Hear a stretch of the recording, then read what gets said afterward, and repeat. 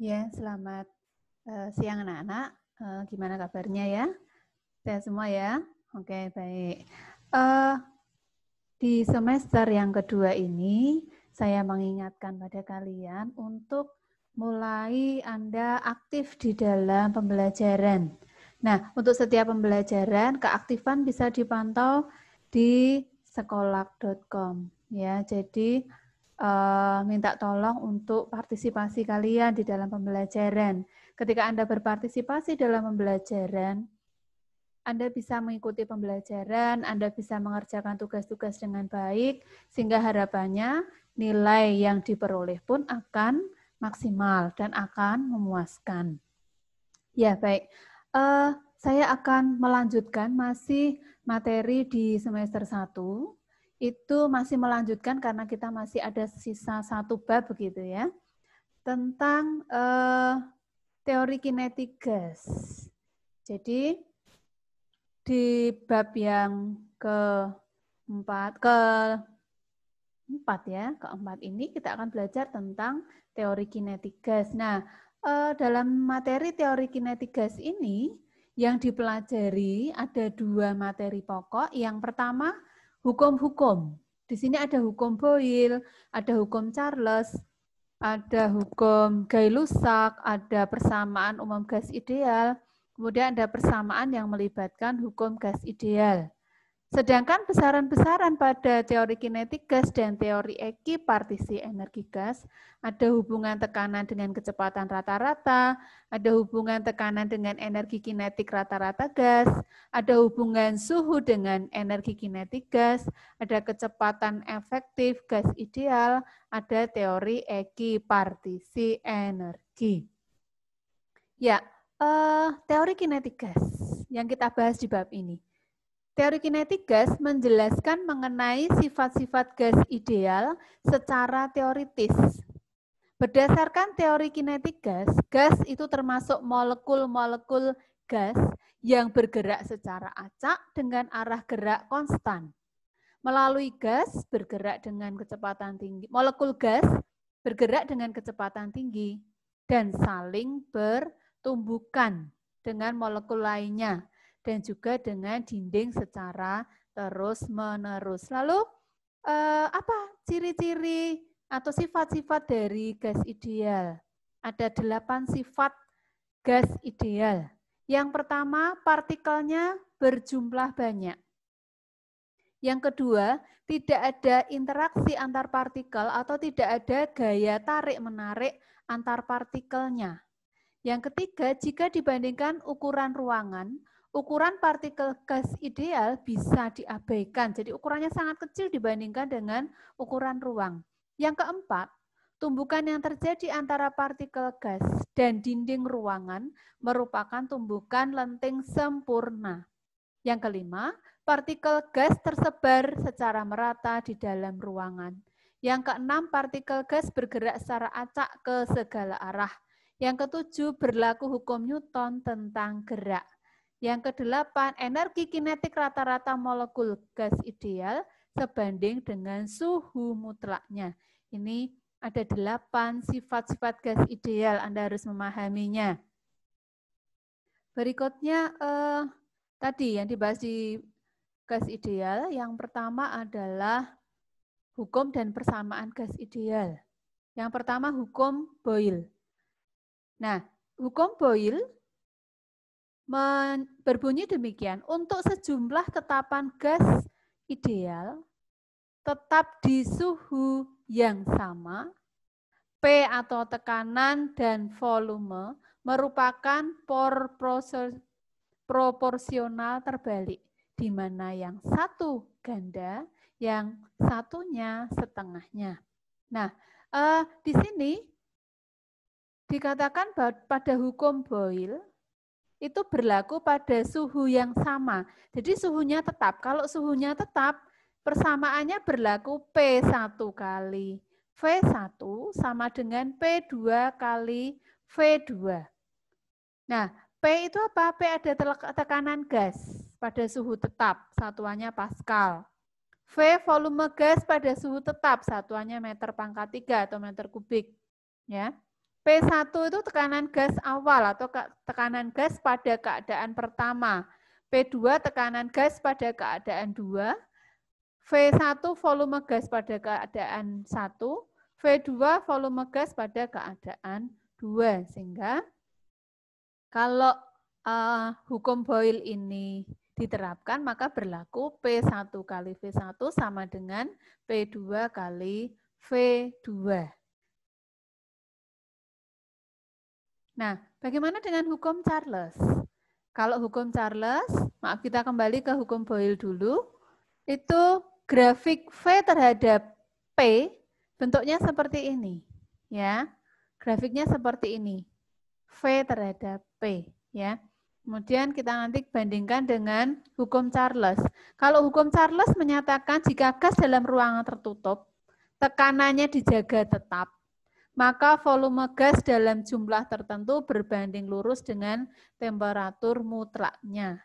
Jadi di sini tekanan gas dijaga tetap, sehingga dalam persamaan tekanan gas nggak muncul, sehingga berlaku V1 per T1 sama dengan V2 per T2, karena V per T dijaga konstan. V per T ini P, P-nya dijaga konstan. V volume gas pada tekanan tetap, T suhu gas pada tekanan tetap. V1 itu volume gas pada keadaan pertama atau awal, V2 volume gas pada keadaan akhir atau kedua.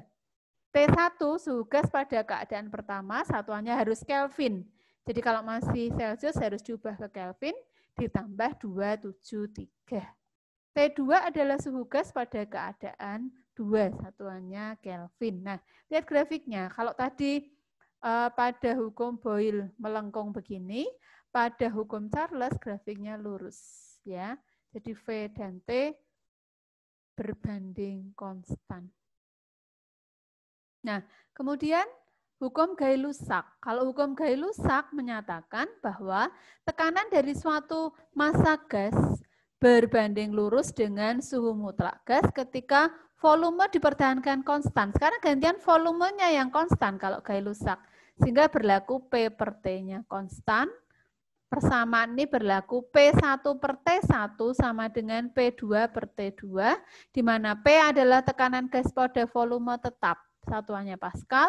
T adalah suhu gas pada volume tetap, satuannya Kelvin. Jadi kalau ada tanda 1, berarti tekanan pada keadaan 1, P2 tekanan pada keadaan 2, T1 suhu gas pada keadaan 1, dan T2 suhu gas pada keadaan 2.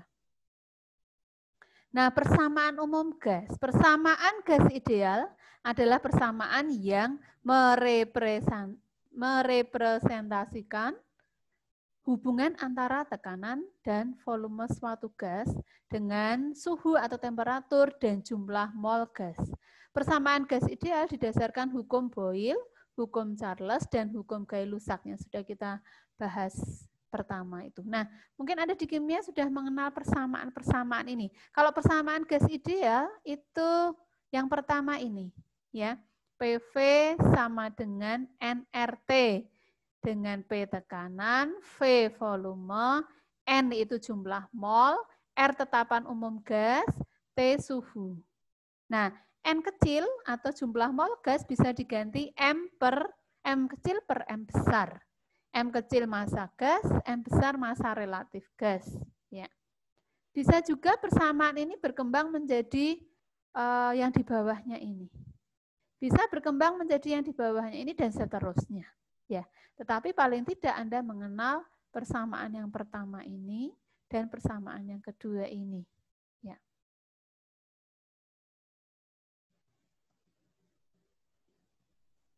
Nah, ini saya memberikan 3 contoh peristiwa sehari-hari yang melibatkan hukum-hukum gas ideal. Misalnya ban, kenapa bisa meletus di bawah terik sinar matahari, kemudian balon udara, ya, kemudian gelembung minuman bersoda.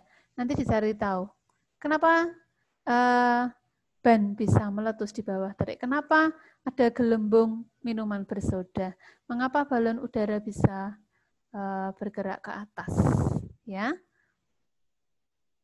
Berikutnya, Besaran-besaran teori kinetik gas dan teori ekipartisi energi gas. Jadi ini persamaan yang pertama itu mencari hubungan antara tekanan dengan kecepatan rata-rata gas. Tekanan dirumuskan sama dengan sepertiga M0 massa partikel gas dikali N besar jumlah partikel dibagi V volume ruangan dikalikan kelajuan kuadrat rata-rata. Jadi kecepatan rata-rata gas, ini kelajuan rata-rata gas dirumuskan seperti itu. Berikutnya hubungan antara tekanan dengan energi kinetik rata-rata gas. Energi kinetik lambangnya EK ya. Berarti tekanan sama dengan 2/3 NEK per V. P tekanan, N jumlah partikel gas, EK energi kinetik rata-rata, kemudian V volume gas. Berikutnya hubungan antara suhu dengan energi kinetik gas. Energi kinetik itu sama dengan 3/2 kT. Dengan EK energi kinetik rata-rata satuannya Joule, K konstanta Boltzmann 1,38 kali 10 pangkat min 28 Joule per Kelvin, dan T suhu satuannya Kelvin. Berikutnya kecepatan efektif gas ideal. Dalam suatu ruangan dengan banyak molekul gas seperti ini, molekul tersebut bergerak secara acak.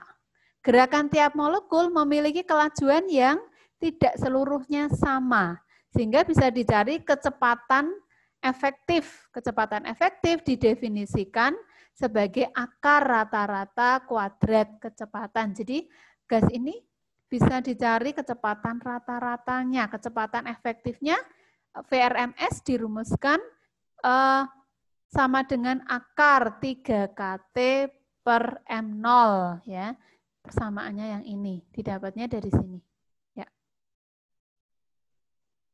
Berikutnya teorema ekipartisi energi. Jadi yang pertama energi kinetik keseluruhan. Energi kinetik keseluruhan ya, itu EK ya, EK di sumbu X rata-rata sama dengan EK di sumbu Y rata-rata sama dengan EK di sumbu Z rata-rata sama dengan sepertiga EK rata-rata. Nah, kemudian ada istilah derajat kebebasan gas monoatomik. Derajat kebebasan gas itu menyatakan kemampuan suatu molekul melakukan gerak satu dimensi sehingga terbentuk energi mekanik molekul. Derajat kebebasan disingkat dF, degree of freedom. Kemudian yang C, teorema ekipartisi energi. Jadi sebuah partikel yang memenuhi hukum Newton, gas itu memenuhi hukum Newton, pada suatu sistem dengan suhu mutlak T memiliki energi yang terbagi merata pada setiap derajat kebebasan dF sebesar setengah kT. Jadi nilai energi mekanik rata-rata sama dengan energi kinetik rata-rata. Jadi energi kinetik rata-rata gas itu dirumuskan setengah kT kali derajat kebebasan. Nah, tergantung jenis gasnya. Diatomik, monoatomik. Diatomik atau monoatomik tergantung derajat kebebasannya. Tapi secara umum, energi kinetik dirumuskan setengah kT. Nah, derajat kebebasan. Tadi kalau monoatomik berarti memiliki derajat kebebasannya hanya setengah kT saja karena derajat kebebasannya 1. Nah ini kalau gasnya diatomik maka dia tergantung suhunya. Kalau suhu rendah, maka dF-nya jadi 3. Sehingga rumusnya tadi ini kan mencari energi kinetik, itu kan dF kali setengah kT. Kalau di atomik suhu rendah, berarti ini 3 kali setengah kT. Kalau suhu sedang, 5 kali setengah kT. Kalau suhu tinggi, 7 kali setengah kT. Jadi tergantung suhunya. dF-nya itu kalau suhu rendah 3, berarti kurang lebih 250 Kelvin itu dianggap suhu rendah. kurang lebih 500 Kelvin itu suhu sedang, kemudian kurang lebih 1000 Kelvin itu suhu tinggi. Nah, DF-nya masing-masing berbeda, suhu rendah DF-nya 3, suhu sedang DF-nya 5, dan suhu tinggi DF-nya 7. Nah, kemudian kalau kebebasan, derajat kebebasan gas poliatomik, ya, merupakan penjumlahan dari ketiga gerak translasi, rotasi, dan vibrasi. Kemudian di teori kinetik gas dibahas juga tentang energi dalam. Energi dalam itu lambangnya U, satuannya Joule. Dirumuskan setengah derajat kebebasan kalikan NKT. Ya tadi kalau suhu rendah berarti 3, suhu sedang 5, suhu tinggi 7 diisikan ke sini. Ya, saya ambil contoh soal ini. Sebuah tangki dengan volume 5 liter berisi gas helium 1,5 mol pada suhu 20 derajat Celcius. Berapakah energi kinetik rata-rata per molekulnya? Jadi energi kinetik dirumuskan 3/2 kT. K itu tetapan, ya Boltzmann 1,38 kali 10 pangkat min 28.